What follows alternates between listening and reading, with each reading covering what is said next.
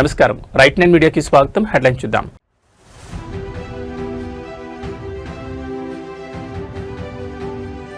Drugs కేసులో రాజకీయ ప్రకంపనలు.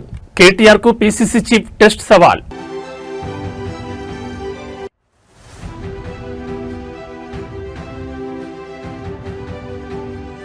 ప్రపంచంలోనే అతిపెద్ద రివర్ ఫ్రంట్ గా మూసీ పునరుజ్జీవనం.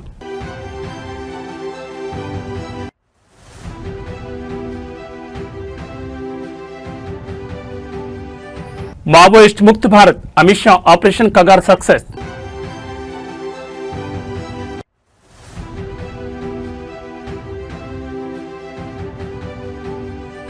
తెలుగు రాష్ట్రాల్లో 5 రోజుల పాటు వరుణుడి విలయం.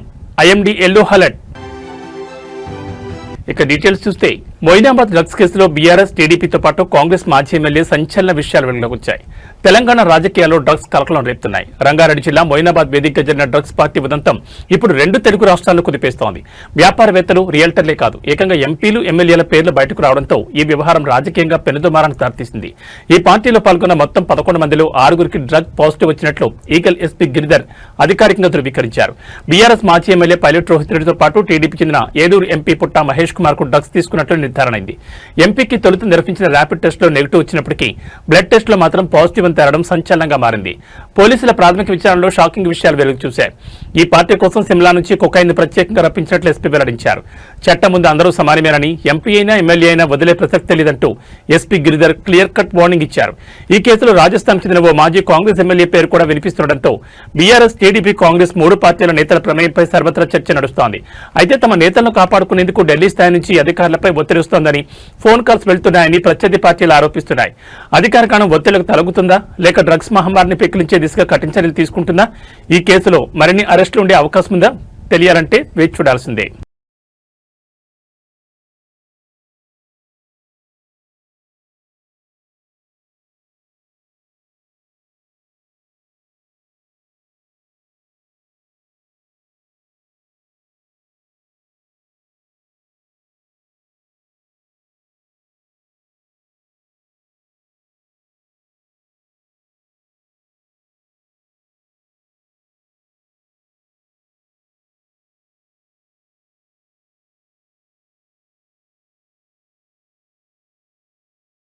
రేపటి నుంచి తెలంగాణ అసెంబ్లీ బడ్జెట్ నగారా మోగనుంది. నెలాఖరు వరకు సాగే ఈ కీలక సమావేశాలకు భాగ్యనగరం వేదిక కాబోతోంది. సమావేశాల తొలి రోజున ఉభయ సభలను ఉద్దేశించి గవర్నర్ ప్రసంగించనున్నారు. ఈ నెల 20వ తేదీన డిప్యూటీ సీఎం, ఆర్థిక మంత్రి మల్లుభట్టి విక్రమార్క రాష్ట్ర బడ్జెట్ ను సభలో ప్రవేశపెట్టనున్నారు. విపక్షాలు సంధించే అస్త్రాలను తిప్పికొట్టేందుకు, ప్రజలకు వాస్తవాలు వివరించేందుకు అధికార కాంగ్రెస్ వ్యూహరచన చేస్తోంది. ఇరాన్, ఇజ్రాయెల్ యుద్ధం ప్రభావంతో పెరుగుతున్న పెట్రోల్, డీజిల్ మరియు వంటగ్యాస్ ధరలపై సభలో చర్చ జరగనుంది. అంతర్జాతీయ సంక్షోభం రాష్ట్రంపై చూపుతున్న ప్రభావాన్ని ప్రజలకు వివరించేందుకు సభ్యులు సిద్దమవుతున్నారు. ఇటీవల గోదావరి నదీ జలాల చుట్టూ రాజకీయ దుమారం రేగింది. ఏపీ ప్రాజెక్టుల విషయంలో ప్రతిపక్ష బీఆర్ఎస్, బీజేపీ చేస్తున్న ఆరోపణలను కాంగ్రెస్ తిప్పికొట్టనుంది. గతంలో కృష్ణా జలాలపై ఇచ్చినట్లే ఇప్పుడు గోదావరి జలాలపై పవర్ పాయింట్ ప్రజెంటేషన్ ఇచ్చే అవకాశం కనిపిస్తోంది. సింగరేణిలో నైనికోల్ బ్లాక్ టెండర్లు, అవినీతి ఆరోపణలపై విపక్షాలు ప్రభుత్వాన్ని నిలదీసే అవకాశం ఉంది. అయితే గనుల టెండర్ల ప్రక్రియలో పారదర్శకతను నిరూపించేలా కాంగ్రెస్ ఎమ్మెల్యేలు గట్టి కౌంటర్ ఇచ్చేందుకు రెడీ అయ్యారు. మొత్తానికి అటు అభివృద్ధి, ఇటు వివాదాస్పద అంశాల మధ్య ఈ అసెంబ్లీ సమావేశాలు అత్యంత వేడిగా సాగనున్నాయి. ప్రతిపక్షాల దాడిని కాంగ్రెస్ ఎలా ఎదుర్కొనుంది, బడ్జెట్లో సామాన్యులకు దక్కే వాటా ఎంత అనే విషయాలు తెలియాలంటే మరికొన్ని గంటలు వేచి చూడాల్సిందే.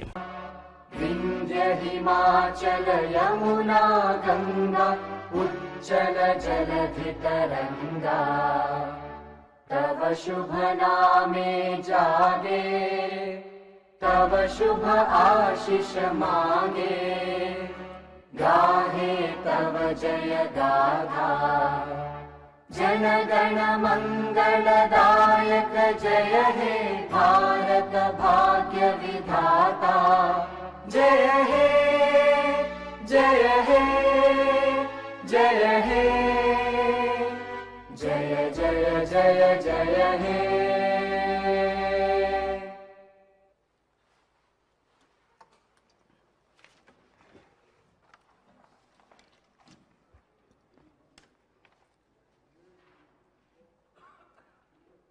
All the papers are deemed have been laid on the table of the House.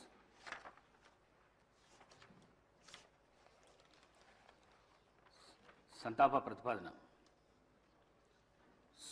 Suryapet జిల్లాలోని సూర్యాపేట శాసనసభ నియోజకవర్గ సభ్యులు శ్రీ రామరెడ్డి దామోదర్ రెడ్డి గారి మృతి పట్ల ఈ సభ తీవ్ర సంతాపాన్ని వ్యక్తం చేస్తూ శోకాదులైన వారి కుటుంబ సభ్యులకు తన ప్రగాఢ సానుభూతిని తెలియజేస్తున్నది.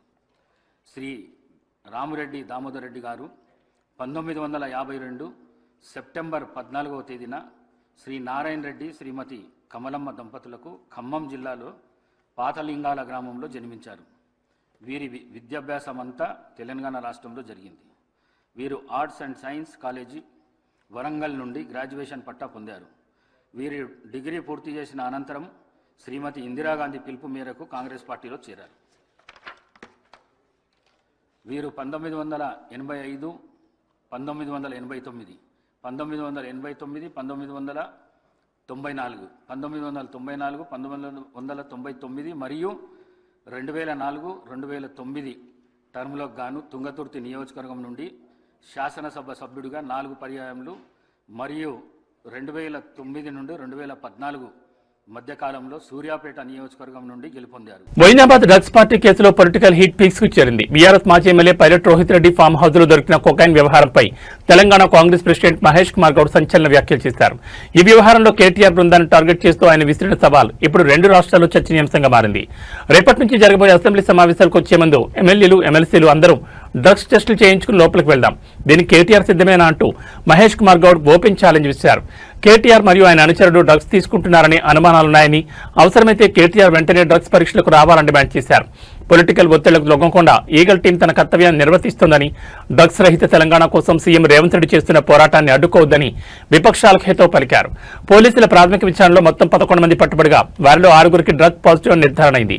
వీరిలో పైలట్ రోహిత్ రెడ్డి, బీఆర్ఎస్ మాజీ ఎమ్మెల్యే పుట్టా మహేష్ కుమార్ యాదవ్, ఏలూరు ఎంపీ టీడీపీ నమిత్ మిశ్రా, రితీష్ రెడ్డి, కౌశిక్, రవి, అర్జున్ రెడ్డి, ఈ జాబితాలో ఒక మహిళతో పాటు పలువురు బడా వ్యాపారవేత్తలు కూడా ఉండడం గమనార్హం.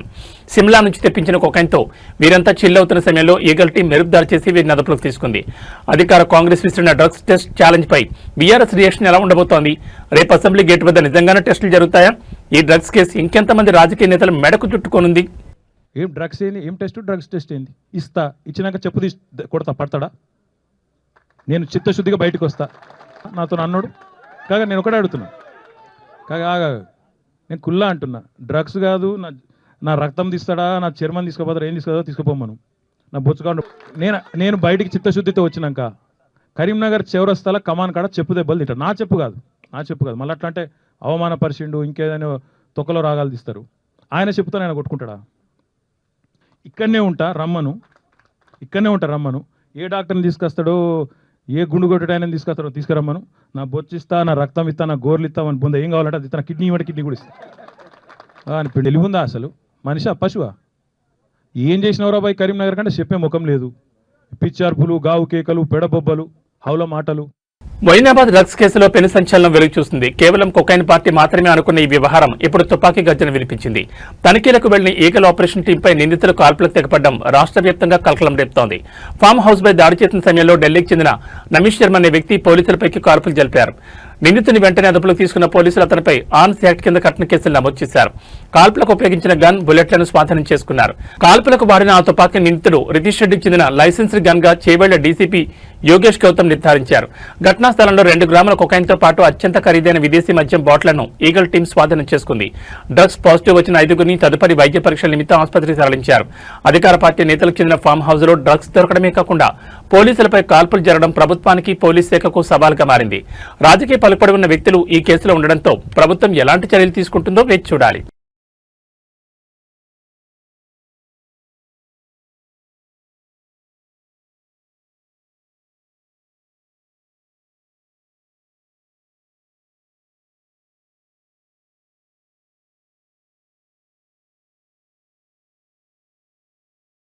భాగ్యనగరం మరో అంతర్జాతీయ మైలురాయికి సిద్ధమవుతోంది. లండన్లోని థేమ్స్ నదిని మించి ప్రపంచంలోని అతిపెద్ద రివర్ ఫ్రంట్ ప్రాజెక్టుగా మూసీ పునరుజ్జీవనం అడుగులు వేస్తోంది.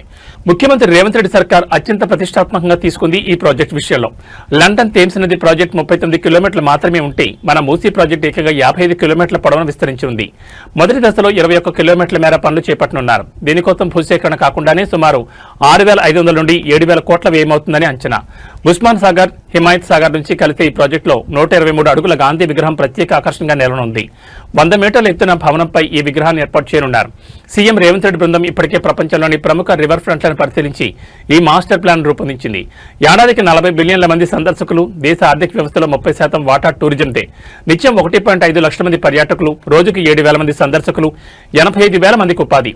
ఇవే లక్ష్యాలతో మూసీని కూడా ఆర్థిక పర్యాటక కేంద్రంగా తీర్చిదిద్దనున్నారు. నదిలోకి మురుగునీరు చేరకుండా అడ్డుకోవడం, స్వచ్ఛమైన నీటి ప్రవాహాన్ని పునరుద్ధరించడం, నగర రవాణా వ్యవస్థను సులభతరం చేసేలా మొబిలిటీ కారిడార్ నిర్మాణం, లౌకిక భావాలకు తెలంగాణ సంస్కృతికి అద్దం పట్టేలా నిర్మాణ శైలి, నదీ తీర ప్రాంతాన్ని ప్రజల కోసం పార్కులు, వాకింగ్ ట్రాక్లు, పర్యాటక కేంద్రాలుగా మార్చడం. మూసీ అంటే కేవలం ఒక నది మాత్రమే కాదు, హైదరాబాద్ ఆర్థిక నాడులను కదిలించే ఒక భారీ ప్రాజెక్ట్. వేలాది మందికి ఉపాధి, లక్షలాది మందికి పర్యాటక అనుభూతిని అందించబోతున్న ఈ ప్రాజెక్టుతో తెలంగాణ కీర్తి ప్రపంచవ్యాప్తం కానుంది. అపార్ట్మెంట్లో ఒక అపార్ట్మెంట్ వాళ్ళ గురించి మొన్న వాళ్ళని మచ్చిక చేసుకోవడానికి అందులో 2-3 జర్నలిస్టులు ఉన్నారు. వాళ్ళని కాకబట్టి వాళ్ళని బుట్టలు వేసుకోవడానికి ముఖ్యమంత్రి గారు పాపం చాలా అష్టకష్టాలు పడి, మీరు జర్నలిస్టులు ఏమనుకో గురువై, ఏమంటాడు, ఆ అపార్ట్మెంట్ వాళ్ళకి నేను మాటిస్తున్నా, పక్కకే 7 ఎకరాలు కొనిస్తా, మీకు అందులోనే ఇంకా బెహతరీన్ కట్టిస్తా అంటుండు. చాలా ఆశ్చర్యం అనిపించింది నాకు. మరి మిగతా వాళ్ళ సంగతి ఏంది? హనుమాన్ నగర్ వాళ్ళ సంగతి ఏంది? హిమాయత్ సాగర్ వాళ్ళ సంగతి ఏంది? వీళ్ళకు కూడా జాగాలకు బదులు జాగిస్తావా? పక్కకే ఇస్తావా? సరిపడా జాగాకు బదులు జాగా ఇవ్వాలి కదా. ఒకరికి ఇస్తే అందరికి ఇవ్వాలి కదా. మరి అపార్ట్మెంట్ వాళ్ళని ఒక తిరిగా, బస్తీలను ఒక తిరిగా చూడొద్దు కదా. ప్రభుత్వం అన్నాక అందరు ఒకటే కదా, అందరికి ఓట్లు ఉన్నాయి. మీరైనా ఓటెత్తారు, అంబానీకి ఒకటే ఓటు, మనకు ఒకటే ఓటు. వాళ్ళేం మన 1000 ఓట్లు 1,00,000 ఓట్లు ఉండవు కదా. అందుకే చూడండి మీరు, విచిత్రమైన విషయం, నిన్న ఆయన మూసీ వెబ్సైట్లో పెట్టిండు రేవంత్ రెడ్డి ప్రభుత్వం. మూసీని ఎట్లా చేస్తామని పెట్టిండు. ఆ పెట్టిన బొమ్మలు ఎక్కడో తెలుసా? మనం గతంలో చేసిన బొమ్మలే పెట్టిండు 6 కోట్ల రూపాయలతో. అందుకే అంటున్నాం, నకల్ మారనే కోవి అకల్ చాయి అంటారు కదా, గట్ల గంత తెలివి నీళ్ళకు. మీరు ఇక్కడ చూడండి, 3,279 ఎకరాలు 10,000 నిర్మాణాలు తీసుకుంటా అని చెప్పి మన గెజెట్ ఇచ్చిండు. ఎందుకు కావాలి గన్ని? ఎవరి కోసం 3,279 ఎకరాలు? అది ఫస్ట్ ఫేజ్ అట. 2వ ఫేజు, 3వ ఫేజు, 12వ ఫేజు ఏం చేస్తాడో మహానుభావుడు మరి చూడాలి. మొదటి ఫేజ్ లోనే 10,000 నిర్మాణాలు. నేను 10,000 నిర్మాణాలు లెక్క తప్పు చెప్పానంటారని గెజెట్ కూడా తెచ్చిన. ఎన్ని ఎకరాలు అంటే 3,279 ఎకరాలు. మళ్ళీ గుర్తు చేస్తా ఉన్నా, పక్కనే కోకాపేటలో 100 కోట్లు 100. విశాఖపట్నం రోడ్లపై ఇప్పుడు కొత్త రకం తనిఖీలు వాహనదారులను హడలెత్తిస్తున్నాయి. బైకులకు, స్కూటర్లకు ఉండే మొబైల్ స్టాండ్లను ట్రాఫిక్ పోలీసులు యుద్ధ ప్రాతిపదికన తొలగిస్తున్నారు. రూల్స్ బ్రేక్ చేస్తే చర్యలు తీసుకోవడం సబబే, కానీ ఇక్కడ సామాన్యుని వేధిస్తున్న ప్రశ్న ఒకటే, తప్పు చేసిన వాడిని వదిలేసి కొనుక్కున్న వాడిని శిక్షించడం ఏం న్యాయం? డ్రైవింగ్ చేస్తూ ఫోన్ చూడడం ప్రమాదకరమనే సాకుతో వాహనాలకు అమర్చిన స్టాండ్లను పోలీసులు తొలగిస్తున్నారు. 100 రూపాయలు పెట్టి కొనుక్కున్న యాక్సెసరీస్ ను బలవంతంగా పీకేయడం వల్ల ఆర్థికంగా నష్టపోతున్నామని యజమానులు వాపోతున్నారు. వినియోగదారులపై ప్రతాపం చూపుతున్న పోలీసులు అసలు వీటిని తయారు చేసిన కంపెనీలను, అమ్ముతున్న దుకాణదారులను ఎందుకు అడ్డుకోవడం లేదనే ప్రశ్నలు తలెత్తుతున్నాయి. పోలీసుల వాదన ప్రకారం ఇవి ఇల్లీగల్ యాక్సెసరీస్. మరి ఇవి చట్టవిరుద్ధమైనప్పుడు దేశవ్యాప్తంగా వీటిని ఉత్పత్తి చేసిన కంపెనీలపై చర్యలు ఏం తీసుకుంటున్నారు? షోరూంలలో, ఆటోమొబైల్ షాపుల్లో బహిరంగంగా అమ్ముతుంటే అప్పుడు అధికారులు ఏం చేస్తున్నారు? అమెజాన్, ఫ్లిప్కార్ట్ వంటి సంస్థలు వేల సంఖ్యలో వీటిని విక్రయిస్తుంటే ప్రభుత్వం ఎందుకు నిషేధించలేదు? తయారీని ఆపకుండా, అమ్మకాలు నియంత్రించకుండా కేవలం అమాయక వాహనదారులను రోడ్డుపై ఆపి జరిమానాలు విధించడం లేదా వస్తువులను ధ్వంసం చేయడం ఎంతవరకు సమంజసం? ముఖ్యంగా డెలివరీ బాయ్స్, ర్యాపిడో డ్రైవర్లు ఈ నిర్ణయంతో తీవ్ర ఇబ్బందులు పడుతున్నారు. లొకేషన్ చూసుకోవడానికి మొబైల్ స్టాండ్ ప్రాథమిక అవసరమని, ఒక చేత్తో ఫోన్ పట్టుకుని డ్రైవ్ చేయడం కంటే స్టాండ్లో పెట్టి చూడడమే సేఫ్ అని వారు వాదిస్తున్నారు. రూల్స్ మార్చడం సులభమే, కానీ అవి అమలు చేసే విధానంలో పారదర్శకత ఉండాలి. మూల కారణమైన తయారీదారులను వదిలేసి వినియోగదారులను వేధించడం డబుల్ స్టాండర్డ్ కాదా? విశాఖ పోలీసులు దీనిపై ఎలాంటి వివరణ ఇస్తారో చూడాలి. ರಸ್ತೆಗಳು ಗುಂಡಿ ಬಿದ್ದಿದ್ರೂ ಪರವಾಗಿಲ್ಲ, ಸರ್ಕಾರ ಒಂದೊಂದು ರೂಲ್ಸ್ ಗಳನ್ನ ಜಾರಿಗೆ ತಗೊಂಡ್ಬಂದು ಅದರಿಂದ ದುಡ್ಡು ಮಾಡುವಂತ ಕಾರ್ಯಕ್ರಮಗಳನ್ನ ಉದ್ಘಾಟನೆ ಮಾಡ್ತಾನೆ ಇರುತ್ತೆ. ನೋಡಿ, ಇಲ್ಲೊಂದು ಬೈಕ್ ಗಳಲ್ಲಿ ಮೊಬೈಲ್ ಹೋಲ್ಡರ್ ಗಳಿರುತ್ತೆ. ಲೊಕೇಶನ್ ನೋಡ್ಕೊಂಡು ಗಾಡಿ ಓಡಿಸ್ಲಿಕ್ಕೆ ಅಂತ 2 ವೀಲರ್ ಗಳಲ್ಲಿ ಮೊಬೈಲ್ ಹೋಲ್ಡರ್ ಗಳನ್ನ ಹಾಕೊಂಡು ಓಡಾಡ್ತಾ ಇರ್ತಾರೆ. ಇದೀಗ ಆ ರೂಲ್ಸ್ ಇಲ್ಲ, ಆ ಮೊಬೈಲ್ ಹೋಲ್ಡರ್ ಗಾಡಿಗೆ ಹಾಕೋಂಗಿಲ್ಲ, ಅದರ ಅನುಮತಿ ಇಲ್ಲ ಅನ್ಬಿಟ್ಟು RTO ಡಿಪಾರ್ಟ್ಮೆಂಟ್ ಅವರು ಎಲ್ಲಾ ಗಾಡಿಗಳನ್ನ ನಿಲ್ಸಿ 2 ವೀಲರ್ ಗಳಲ್ಲಿ ಮೊಬೈಲ್ ಹೋಲ್ಡರ್ ಗಳನ್ನ ತೆಗೆದು ಕಳಿಸ್ತಾ ಇರುವಂತ ದೃಶ್ಯಗಳನ್ನ ನೀವು ನೋಡ್ತಾ ಇದ್ದೀರಾ. ಈ ತರ ಕೆಲಸಗಳನ್ನ ರೋಡಲ್ಲಿ ನಿಂತು ರೋಡ್ ಗುಂಡಿ ಆಗಿರೋಂತದನ್ನ ಮುಚ್ಚಿದ್ರೆ ಎಷ್ಟೋ ಒಳ್ಳೇದಾಗತ್ತೆ. ಬೇಜಾನ್ ಕೆಲಸಗಳಿರುತ್ತೆ, అంతదున్న బిట్టు దుడ్డు మాడో రూట్ న. ఈ రోజు ఒక సామాన్యుడు ఉదయాన్నే పేపర్ తీస్తే వార్త వెతుక్కోవాల్సిన పరిస్థితి ఏర్పడింది. ఒకప్పుడు వార్తాపత్రిక అంటే సమాజంలోని సమస్యల్ని ఎండగట్టే ఆయుధం, ప్రజాస్వామ్యంలో 4వ స్తంభం. కానీ నేడు మొదటి 5 పేజీలు తిప్పినా కనిపించేవి రంగురంగుల ప్రకటనలు, కార్పొరేట్ సంస్థల ఆఫర్లు, రాజకీయ నేతల శుభాకాంక్షలు మాత్రమే. మరి అసలు వార్త ఎక్కడికి పోయింది? జర్నలిజం తన అసలు లక్ష్యాన్ని కోల్పోతోందా? ఇదే ఇవాటి మన ప్రశ్నార్థకం. పత్రికలో వార్త అంటే ఒక పోరాటం, అవినీతిని ప్రశ్నించే ధైర్యం, అట్టడుగు వర్గాల సమస్యలకు అద్దం పట్టే వేదిక. నేడు పేపర్ అంటే వార్తల సమాహారం కంటే ప్రకటనల కరపత్రంలా కనిపిస్తోంది. వార్తల కంటే వాణిజ్యానికే ప్రాముఖ్యత పెరిగింది. జర్నలిజం నెమ్మదిగా తన అసలు ఉద్దేశాన్ని కోల్పోవడానికి ప్రధాన కారణాలు ఇవేనా? డిజిటల్ మీడియా పెరగడంతో ప్రింట్ మీడియా మనుగడ కోసం ప్రకటనలపైనే పూర్తి స్థాయిలో ఆధారపడాల్సి వస్తోంది. పత్రికలు పెద్ద పెద్ద సంస్థల చేతుల్లోకి వెళ్లడంతో లాభాలే పరమావధిగా మారాయి. వార్తగా కనిపించే ప్రకటనలు సామాన్య పాఠకుణ్ణి అయోమయానికి గురిచేస్తున్నాయి. నిజమైన జర్నలిజం అంటే పాలకుల మెప్పు పొందడం కాదు, ప్రజల పక్షాన్ని నిలబడడం. కానీ నేడు ప్రకటనల వెలువల్లో ప్రజా సమస్యలు అణగారిపోతున్నాయి. ఒక స్కామ్ గురించి రాయాల్సిన చోట ఒక బడా సంస్థ కొత్త ప్రోడక్ట్ లాంచ్ గురించిన కథనాలు కనిపిస్తున్నాయి. మరి ఇదేనా మనం కోరుకున్న ప్రజాస్వామ్య పత్రికా రంగం? ప్రకటనలు పత్రికలకు ఆదాయాన్ని ఇవ్వచ్చు, కానీ పాఠకుడికి ఇచ్చేది కేవలం సమాచారం మాత్రమే కాదు, నమ్మకం. ఆ నమ్మకాన్ని అమ్మేసుకుంటే జర్నలిజానికి మనుగడ ఉంటుందా? పాఠకులు మేల్కోవలసిన సమయం ఆసన్నమైంది.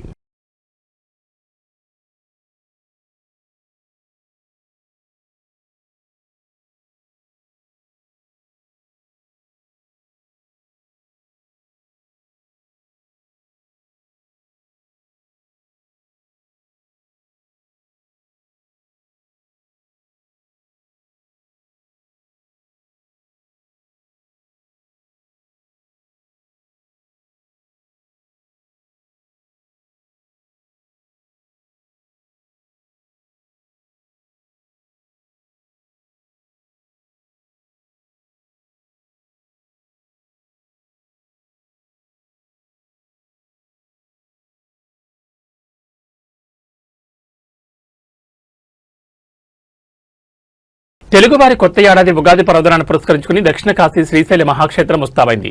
రేపటి నుంచి శ్రీశైలంలో ఉగాది మహోత్సవాలు అత్యంత వైభవంగా ప్రారంభం కానున్నాయి. ఈ నెల 20వ తేదీ వరకు 5 రోజుల పాటు జరిగే ఈ వేడుకలకు దేశం నలుమూల నుంచి భక్తులు పోటెత్తుతున్నారు. తెలుగు రాష్ట్రాలతో పాటు కర్ణాటక, మహారాష్ట్ర, తమిళనాడు నుంచి భక్తులు భారీగా తరలివస్తున్నారు. ముఖ్యంగా కర్ణాటక భక్తుల రాకతో శ్రీశైల పురవీధులన్నీ కన్నడ సంస్కృతితో నిండిపోయాయి. వేల సంఖ్యలో కన్నడ భక్తులు నల్లమల అడవులకుండా కిలోమీటర్ల మేర కాలినడకన క్షేత్రానికి చేరుకుంటున్నారు. శివనామస్మరణతో అడవి మార్గాలని ఆధ్యాత్మిక శోభను సంతరించుకున్నాయి. 5 రోజుల పాటు సాగే ఈ ఉత్సవాల్లో స్వామి అమ్మవార్లకు ప్రతిరోజు ప్రత్యేక అలంకారాలు, వాహన సేవలు నిర్వహించనున్నారు. యాగశాల ప్రవేశం, చండీశ్వర పూజ, అంకురార్పణతో వేడుకలు మొదలవుతాయి. భక్తుల సాహసోపేతమైన వీరచార విన్యాసాలు ప్రత్యేక ఆకర్షణగా నెరవేరనున్నాయి. పంచాంగ శ్రవణం, కన్నుల పండుగ రథోత్సవం, అమ్మవారు రాజరాజేశ్వరి దేవిగా భక్తులకు దర్శనమివ్వనున్నారు. పూర్ణాహుతి, అశ్వవాహన సేవతో ఉత్సవాలు ముగుస్తాయి. భక్తుల రద్దీ దృష్టిలో ఉంచుకుని దేవస్థానం ఈబో శ్రీనివాసరావు ఆధ్వర్యంలో అధికారులు ప్రత్యేక చర్యలు చేపట్టారు. రద్దీ దృష్ట్యా సామాన్య భక్తులందరికీ స్వామివారి అలంకార దర్శనం మాత్రమే లభించేలా ఏర్పాట్లు చేశారు. పాదయాత్ర చేసే భక్తుల కోసం అడవి మార్గాల్లో ప్రత్యేక వైద్య శిబిరాలు, తాగునీరు, అన్నప్రసాద వితరణ సాగుతోంది. పోలీసులు ట్రాఫిక్ నియంత్రణలతో పాటు భక్తుల రక్షణ కోసం భారీ బందోబస్తు ఏర్పాటు చేశారు. శ్రీశైల మల్లన ఆశీస్సులతో ఈ ఉగాది అందరి జీవితాల్లో వెలుగులు నింపాలని కోరుకుందాం.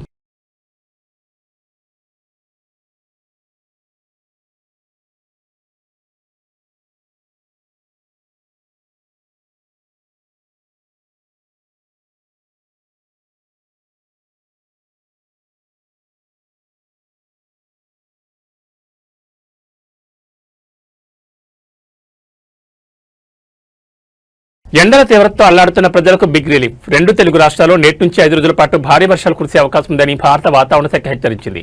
అయితే ఇది కేవలం వర్షం మాత్రమే కాదు, ఉరుములు, మెరుపులు, పిడుగులతో కూడిన ప్రచండమైన వాతావరణం ముంచుకొస్తోంది. తెలంగాణలోని హైదరాబాద్తో సహా పలు జిల్లాల్లో 40 నుంచి 50 మిల్లీమీటర్ల మేర వర్షాలు కురిసే అవకాశం ఉంది. గంటకు 40 నుంచి 60 కిలోమీటర్ల వేగంతో బలమైన ఈదురుగాలులు వీచనున్నాయి. కేవలం వర్షాలే కాదు, పలు ప్రాంతాల్లో వడగండ్ల వానలు పడే అవకాశం ఉంది. మధ్యాహ్నం నుంచి అర్ధరాత్రి వరకు ఈ ప్రభావం తీవ్రంగా ఉండనుంది. వాతావరణ నిపుణుల అంచనా ప్రకారం అసలైన ప్రమాదం మార్చి 18 నుంచి 20 వరకు పొంచి ఉంది. ఈ 3 రోజులు రాష్ట్రంలో 60 నుంచి 80 మిల్లీమీటర్ల వరకు కుంభవృష్టి కురిసే అవకాశం ఉంది. గాలి వేగం గంటకు 60 కిలోమీటర్లకు చేరొచ్చు. దీనివల్ల విద్యుత్ స్తంభాలు, భారీ హోర్డింగ్లు పడిపోయే ప్రమాదం ఉంది. 18, 19 తేదీల్లో భాగ్యనగరంలో ఎడతెరిపి లేని వర్షం కురిసే అవకాశం ఉంది. లోతట్టు ప్రాంతాలు జలమయమయ్యే ముప్పుందని అధికారులు హెచ్చరిస్తున్నారు. ఈ అకాల వర్షాలు రైతన్నలు నడ్డి విరిచేలా కనిపిస్తున్నాయి. కోతకు సిద్ధంగా ఉన్న పంటలను కాపాడుకోవాలని వ్యవసాయ శాఖ సూచించింది. ఉరుములు వచ్చే సమయంలో చెట్ల కింద లేదా బహిరంగ ప్రదేశాల్లో ఉండొద్దు. అవసరమైతే తప్ప ఇళ్ల నుంచి బయటకు రావద్దని, లోతట్టు ప్రాంతాల వారు అప్రమత్తంగా ఉండాలని ప్రభుత్వం కోరింది. ఆంధ్రప్రదేశ్లోని పలు జిల్లాల్లో కూడా మోస్తరు నుంచి భారీ వర్షాలు, పిడుగులు పడే అవకాశం ఉందని ఐఎండీ స్పష్టం చేసింది. మొత్తానికి వేసవి వేడి నుంచి ఉపశమనం దొరికినప్పటికీ ఈ అకాల వర్షాలు తెచ్చే విపత్తుల పట్ల జాగ్రత్తగా ఉండాల్సిన అవసరం ఉంది. ప్రభుత్వం ఇచ్చే సూచనలను ఎప్పటికప్పుడు పాటిస్తూ అప్రమత్తంగా ఉండండి.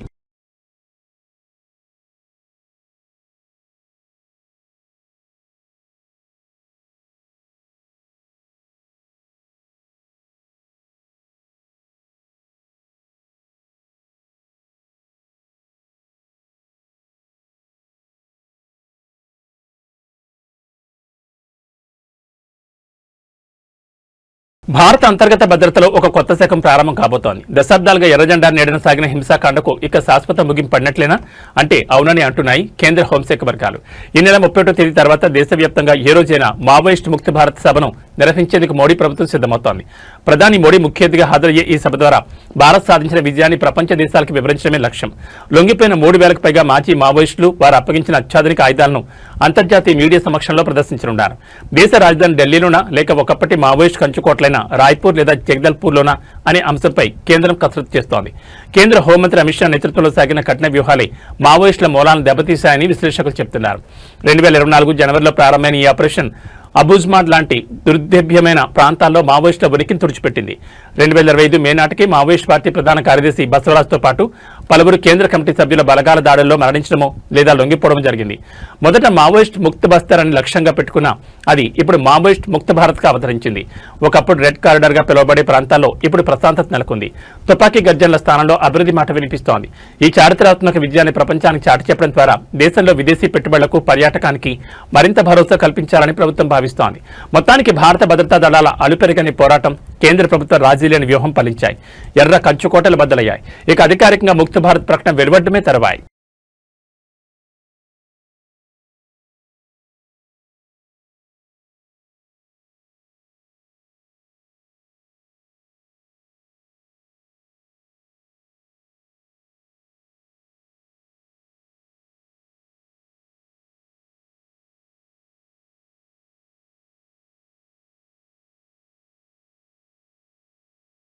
రాజకీయ వేదికల మీద తన స్పీచ్లతో రచ్చ చేసే మల్లారెడ్డి ఇప్పుడు డాన్స్ ఫ్లోర్ ను షేక్ చేశారు. వయసు 70 ఏళ్లు దాటినా కుర్రాళ్ళకి ఏమాత్రం తీసిపోని ఎనర్జీతో ఆయన వేసిన స్టెప్పులు ఇప్పుడు సోషల్ మీడియాను ఊపిస్తున్నాయి. బోయినపల్లిలోని తన నివాసంలో మల్లారెడ్డి కల్పనమ్మ దంపతుల 50వ వివాహ వార్షికోత్సవం అత్యంత వైభవంగా జరిగింది. కుటుంబ సభ్యులు, ఆత్మీయులు, రాజకీయ నేతలు ఈ వేడుకకు హాజరయ్యారు.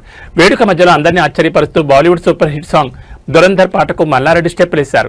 రణవీర్ సింగ్ లాగే తనదైన సిగ్నేచర్ మూమెంట్స్ తో అతిథులను ఫిదా చేశారు. మల్లారెడ్డి డాన్స్ చేస్తున్నసేపు అతిథులంతా ఏలలు, క్యారింతలతో ఆ ప్రాంతాన్ని హోరెత్తించారు. మరీ ముఖ్యంగా ఆయన సతీమణి కల్పనమ్మ చిరునవ్వుతో ఆయనను ఎంకరేజ్ చేయడం హైలైట్ గా నిలిచింది. ఈ వీడియో కాస్త సోషల్ మీడియాలోకి రావడంతో నెటిజన్లు రకరకాల కామెంట్లతో ముంచెత్తున్నారు. మల్లారెడ్డి అంటేనే ఒక వైబ్రేషన్. 70 ఏళ్లలో ఇంతే ఎనర్జీనా మల్లన్న, నువ్వు సూపర్, పాలమ్మినా పూలమ్మినా ఇప్పుడు డాన్స్ ఫ్లోర్ మీద అదరగొట్టినా అంటూ ఫ్యాన్స్ అందరూ చేస్తున్నారు. రాజకీయ ఒత్తిళ్లను పక్కన పెట్టి తన వ్యక్తిగత వేడుకల్లో మల్లారెడ్డి చూపించిన ఈ ఉత్సాహం నిజంగా స్ఫూర్తిదాయకం. ఏదేమైనా మల్లన్న డాన్స్ చూస్తుంటే దట్ ఈస్ మల్లారెడ్డి అనిపించక మానదు. ఆమె తోటి నేను పెళ్ళాడినప్పుడు నా దగ్గర ఒక సైకిల్, 2 పాల క్యాన్లు. ఈరోజు 50 years మ్యారేజ్ ఎలా ఇండియాలో బిగ్గెస్ట్ ఎడ్యుకేషనిస్ట్ మల్లారెడ్డి. రాజకీయంలో లేనే, ఎడ్యుకేషన్లో లేనే, సోషల్ మీడియాలో కూడా లేనే. కాబట్టి మా స్టాఫ్ కానీ, మా టీచర్స్ కానీ, అక్కడ ఇంకా ఉన్న మా తమ్ముళ్ళు కానీ, మా కొడుకులు కానీ, మా మన్మళ్ళు కానీ వాళ్ళే నా కుటుంబ సభ్యులు. ఇవాళ వాళ్ళతోటే నేను ఎమ్మెల్యే అయినా, ఎంపీ అయినా, మినిస్టర్ అయినా. వాళ్ళు లేదు ఏమీ లేదు. నేను ఇలా సంగీత్ పార్టీ చేస్తున్నా అంటే మా టీచర్ల కోసము, మా కార్యకర్తల కోసం, మా క్యాడర్ కోసం, నా తమ్ముళ్ళ కోసం, నా కొడుకుల కోసం చేస్తున్నాను నేను. ఎందుకంటే వాళ్ళకు కూడా తెలవాలి ఒక మార్గదర్శకం, ఒక లీడర్ అంటే ఎట్లా ఉండాలి, మల్లారెడ్డి మాదిరి ఉండాలి. ఒక క్యాడర్ ఎట్లా చేయాలి, ఒక ఎమ్మెల్యే ఎట్లా మెయింటైన్ చేయాలి, మల్లారెడ్డి లెక్క చేయాలి. సొంతం నా కొడుకుల లెక్క. మా ఇంట్లో పెళ్లి అయితే వాళ్ళందరూ కూడా మా ఇంట్లో అవుతున్నట్టుగా వాళ్ళు ఫీల్ అయ్యారు. వాళ్ళకి ఆ ఫీలింగ్ తీసుకొచ్చిన. మీరు లేదు నేను పెళ్లి చేసుకోను, మీకు అప్పుడు నాకేదో తెలియలేనప్పుడు పెళ్లి అయింది, నాకు ఇప్పుడు అన్ని కలిగినాయి, మీరు కూడా ఉన్నారు నా కొడుకుల లెక్క. మీ ముందు మిమ్మల్ని కూడా సంతోషపెట్టి పెద్ద ఎత్తున సంగీత్ పార్టీ కానీ, మెహందీ కానీ, ఇదంతా కూడా హల్దీ కానీ, పెద్ద ఎత్తున పెళ్లి కానీ, ఇవన్నీ కూడా మీకోసం, మన కుటుంబ సభ్యుల కోసం మీరందరూ కూడా ఆనందపడాలి. చాలా మంది ఫ్యామిలీతో వచ్చినందుకు వాళ్ళందరికీ కూడా చాలా చాలా ధన్యవాదాలు. మొగలు కూడా చెప్తున్న ఒకటే, మీరెవ్వరికి ఇబ్బంది పడకుండా చాలా మంచి ప్రోగ్రామ్స్ ఉన్నాయి. నా డాన్స్ కూడా ఉన్నది, పర్ఫెక్ట్ ప్రోగ్రామ్స్ ఉన్నాయి. మన కేటీఆర్ సార్ కూడా వస్తున్నాడు 9:15 మీరందరూ కూడా మొగలకే ఇబ్బంది లేదు. వెనుక అన్ని రకాల కూడా మంచిగా అరేంజ్మెంట్ చేసిన. స్టాఫ్ కూడా ఆడవాళ్ళకి కానీ మగవాళ్ళకి కానీ మంచి క్యాటరింగ్ ఇచ్చిన వాళ్ళు పర్ఫెక్ట్ గా అన్ని రకాలు కూడా మీకు సప్లై చేస్తారు. మీరు ఎలాంటి ఇబ్బంది పడద్దు. మంచిగా యాడల్లాడ 1 నిమిషంలో ప్రోగ్రామ్ స్టార్ట్ అవుతుంది. 9 గంటలకు మా ఫ్యామిలీ డ్యాన్స్లు అన్ని క్లోజ్ అవుతాయి. 9:15కు మీకు 15 నిమిషాలు రిలాక్స్. ఆ తర్వాత కొన్ని కుర్చీలు తీసేస్తాం. 9:30కు ఇండియాలోనే టాప్ సింగర్. మీరంతా లోపల 9:30 లోపల ఎన్నుకోవాలంతా ఫుల్ లోడ్ అయిపోవాలి. ముంగట కూర్చున్నారు కూడా ఎవరన్నా మా సార్లు టీచర్లు ఎంత పోయి టాలీవుడ్ ప్రముఖ నిర్మాత అల్లు అరవింద్ నివాసంలో సందడి నెలకొంది. ఇటీవల వివాహ బంధంతో ఒకటైన అల్లు శిరీష్ నైనిక దంపతులను ఆశీర్వదించేందుకు ఆంధ్రప్రదేశ్ ముఖ్యమంత్రి చంద్రబాబు స్వయంగా విచ్చేశారు. రాజకీయ రణక్షేత్రం నుంచి కాస్త విరామం తీసుకుని పాత మిత్రుడి కుటుంబంతో చంద్రబాబు గడిపిన ఈ క్షణాలు ఇప్పుడు ఆసక్తికరంగా మారాయి. అల్లు శిరీష్ నైనికలను కలిసిన చంద్రబాబు నూతన వధువర్లకు పుష్పగుచ్చం అందించి శుభాకాంక్షలు తెలిపారు. నిండు నూరేళ్లు సుఖ సంతోషాలతో వర్ధిల్లారని మనసారా ఆశీర్వదించారు. తమ నివాసానికి వచ్చిన ముఖ్యమంత్రికి అల్లు అరవింద్ కుటుంబ సభ్యులు సాదర స్వాగతం పలికారు. ఈ సందర్భంగా అల్లు అరవింద్ సీఎంను సాల్వతో సత్కరించి ఒక ప్రత్యేక జ్ఞాపకం బహుకరించారు. చాలా కాలంగా అల్లు కుటుంబానికి నారా కుటుంబానికి మధ్య అత్యంత సన్నిహిత సంబంధాలున్నాయి. రాజకీయాలకు అతీతంగా సాగే ఈ స్నేహబంధం ఈ భేటీతో మరోసారి స్పష్టమైంది. కేవలం కుటుంబ సభ్యులు అత్యంత సన్నిహితుల మధ్య జరిగిన ఈ కార్యక్రమంలో పలు ఆసక్తికర విషయాలపై వారు ముచ్చరించినట్టు తెలుస్తోంది. అల్లు శిరీష్ వివాహం తర్వాత అటు మెగా కుటుంబం ఇటు నందమూరి నారా కుటుంబాల మధ్య ఈ రాకపోకలు మెగా అభిమానులు కూడా కొత్త ఉత్సాహాన్ని నింపుతున్నాయి. నూతన దంపతులకు వివాహ శుభాకాంక్షలు తెలియజేశారు.